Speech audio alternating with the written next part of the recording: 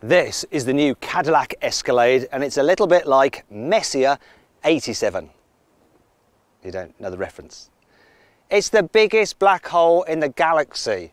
In fact, this car is so huge, I'm sure it has its own gravitational pull. Ah! Oh my gosh. Yeah, in this video I'm going to talk you through the exterior design, the interior, see what's good and what's not good about it. And of course I'm going to take it for a drive. Anyway, I'm Watson and you're watching Carwow. Buying a new car? Then head to Carwow and my team will help you find your next car at a fair price. Carwow, your one-stop car buying comparison site. Let's start off this video by talking about the design of the Cadillac Escalade. So at the front it is big.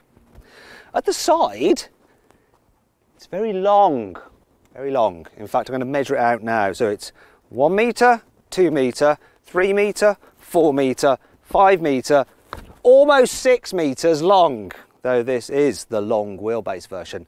Meanwhile, at the back, it's very wide. It's also very chromy, isn't it? That's because it's the luxury model. You can get a sport model which isn't quite so in your face. Now, price starts from over $70,000, rising to over $100,000. However, if you want one in the UK, you're going to have to pay for shipping, import tax, registration, warranty. And if you want to find out how much this one here that I have is through Clive Sutton, the importer, put a link to his website in the description. Go check that out. Here in the front, the Cadillac is big. It's big. Loads of room. There's quite a distance between you and the front passenger. You've got this huge centre console which separates you. This massive screen bank here, and it's sort of curved as well. Remember when like TVs were curved, it was like a phase? Well, Cadillac have just caught up to that trend now that everyone else has moved on. So the infotainment system itself is pretty decent. It's very easy to control and navigate through. You can use it as a touchscreen or you can control it with this swivel wheel, and of course it's got Apple CarPlay and Android Auto. The digital driver's display doesn't seem to come on unless I actually start the engine, so bear with me.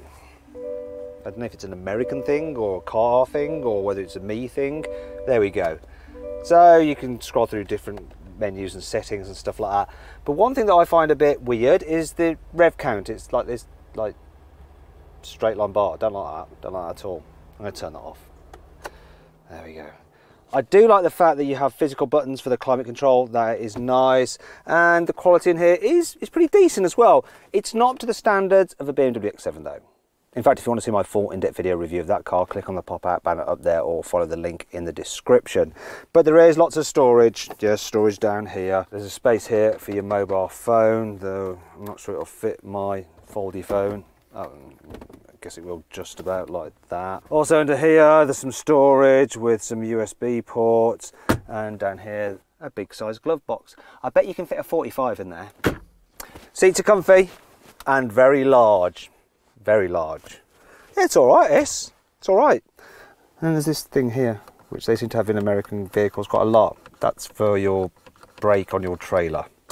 Here in the middle row of the Escalade there is plenty of room. Now you can get it with 3 seats here, or in this case 2 individual chairs, because this one is a 7-seater version. Lots of knee room. Headroom's really good. Look, you've got the armrests like that, and obviously I can recline my seat and I can slide it like that. All very good. Like this as well. Big windows and they go all the way down. Also, the quality here in the middle row is the same as in the front, which is a good thing. They haven't cheaped out back here. Speaking of which, look, we've got this big screen here. There's another one for the other middle passenger, and you can connect your phone to it to run Android Auto off it. Also, look, we've got HDMI inputs for it, so you could run your PlayStation 5 off it if you can get your hands on one. And there's some cup holders here as well. We've got the climate control system. It's all pretty good. Now I'm going to jump into the back row now, show you how you do it. So, just pull this, he says.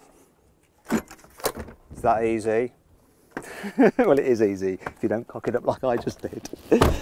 I'm going to pull this back. See how much room I've got back here? Look at this. Decent headroom, it's comfy, I'm not sitting too close to the floor. There's 3 seats across here as well. I'm liking that. It's a bit dark, isn't it? Okay, right, I'll just open the sun blind. Yeah, might be able to see a bit more. Because back here you have a decent amount of storage as well. Look, we've got a cup holder there, little tray for your mobile phone. There's also the all-important USB-C there for charging your phone. It's a big, practical, comfy family wagon, isn't it? Let's talk about the engine. So there's two to choose from. One is a 3-litre straight-six diesel, which you don't want because you want this one. It's the 6.2-litre V8.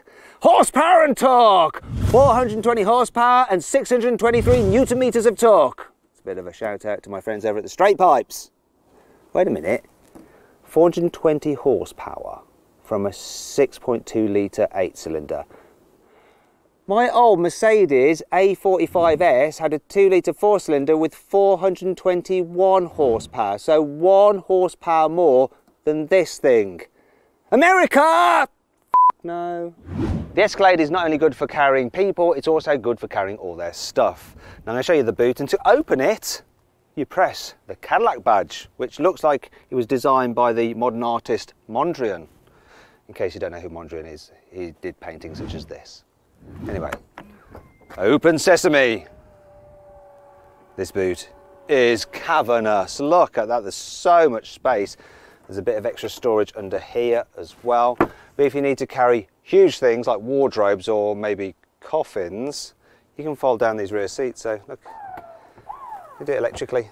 Yeah, easy. No manual labour at all. I'll just do these two. Come on. There, look at that space. So how big it is. I'm going to get in. I'll just take my shoes off, actually, so I don't mark any of the paintwork. Look, it's absolutely blooming massive.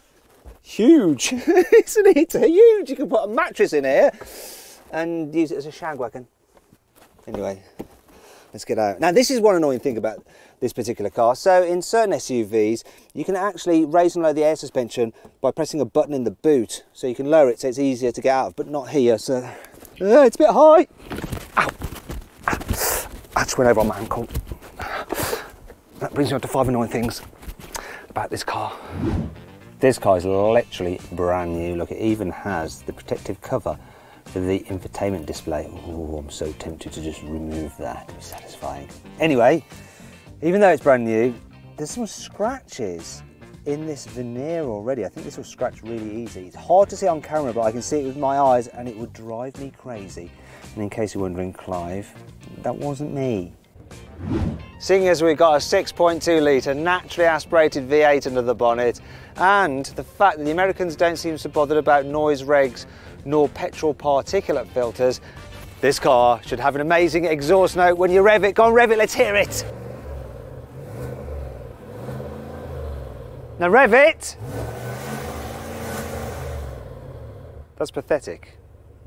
Even though this thing is about as long as an Olympic swimming pool, it doesn't have rear wheel steering like you get on many other premium SUVs, and that might make it a bit problematic to manoeuvre. In fact, I tried to look up the turning circle of this particular vehicle, but Cadillac don't list it. That's probably because this thing has the turning circle of your anus. Sorry, I meant Uranus. You know, the planet. Because this thing has a gas-guzzling V8, is about as aerodynamic as the Ever Given, and weighs over 2.7 tonnes, the economy isn't particularly good. So this thing has a 90-litre fuel tank, which should get you very far, shouldn't it? But not really. You see, this one has half a tank remaining, and it says that the remaining range is therefore 130 miles, which would mean that I'd only be able to do 260 miles on a full tank.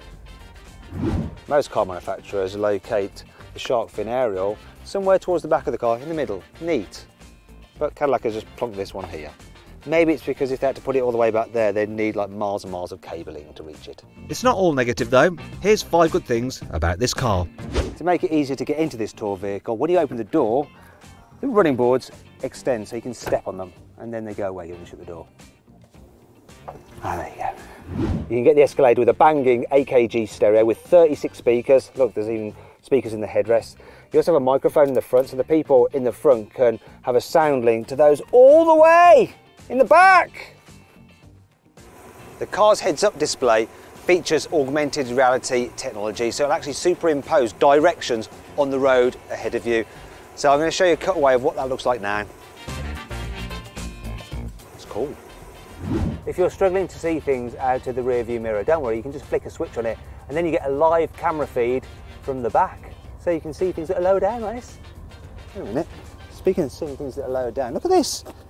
I've just noticed this horrible stain on my shorts.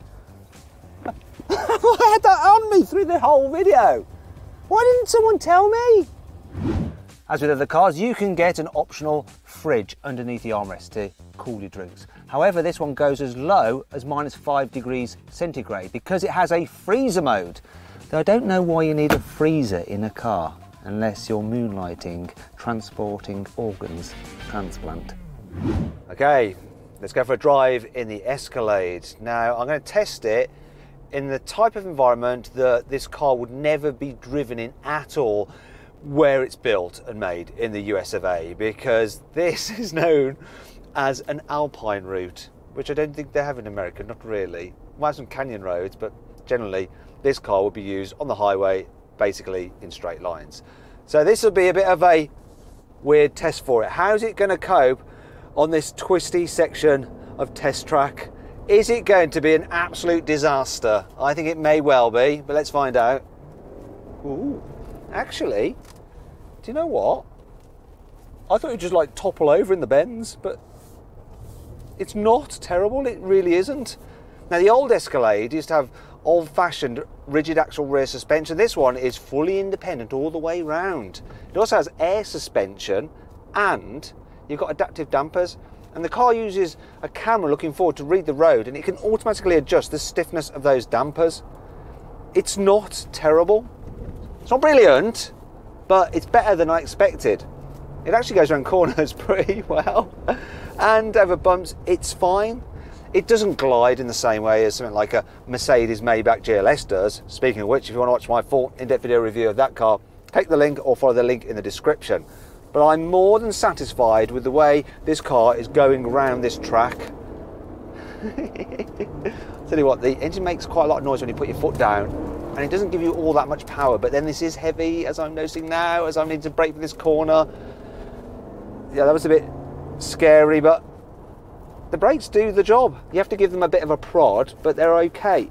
What's not so good though is the gearbox. So sometimes when you put your foot down, it takes ages for it to go, ooh, what, you want me to go quicker? Oh, okay, I'll change down a gear. And because this thing is so long, you could be left floundering at a junction. You could create like this big hazard as you're pulling out onto the main road. Oh well. But yeah, I am slightly surprised. And it's reasonably quiet in here, it's comfy enough. I've got a decent view out because I'm sitting up high, although that bonnet it's rather long. It's more like a bow of a ship. It's huge, this thing, huge. But it certainly has some presence. Come on, that's it again. Come on, gearbox, wake up! What's the matter with you? Blimey heck. It is a statement though, isn't it? Driving around in something this big, especially if you're in the UK. You will get attention. Will it be the right attention? I'll let you be the judge of that. There are a few more things I want to do in this Cadillac Escalade. So the first is a brake test from 60 miles an hour. Okay? When I get to 60, I'm going to do a full emergency stop, use my specialist timing gear up here to see how far it takes to come to a complete standstill. So here we go. Let's get to 60. Here we go. Full emergency stop now. Oh. Oops. Let's see how far that took. 35 meters, which actually isn't too bad. Next thing to test is the acceleration. So it's time to launch it. Oh yeah. You're going to see how quick it is from 0 to 60 miles an hour and over the standing quarter mile. Let's do it. It's not the quickest off the line, come on. What's it going to do 0 to 60? That has taken 7.75 seconds. Come on, quarter mile. Let's be having ya. 15.9 seconds. Woo! Now, if you're interested in buying a Cadillac Escalade or any other car for that matter, you're probably going to have to sell your current car. So click on the pop-out banner or follow the link in the description to go to Carwow, because we can help you sell your car. We'll ensure you get a fair price for it and you'll pay the price you're quoted. Oh yeah. Now, if you want to check out anything about our website, such as sell your car or even buying a car, simply Google Help Me Carwow, and my team and I will help you choose the right car for you and get it for a fair price from one of our trusted dealers.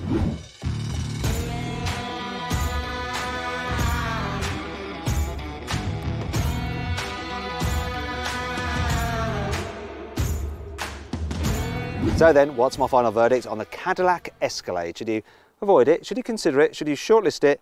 Or should you just go right ahead and buy it? Well, I reckon you should shortlist the Escalade. It's big, it's comfy, it's luxurious, and it's exclusive, especially in the UK. I hope you'll enjoy the video. If you did, give it a like. Let me know some other American cars you'd like me to review in the comments below. Click on those windows for more videos, and on that box there for a special Carwow surprise.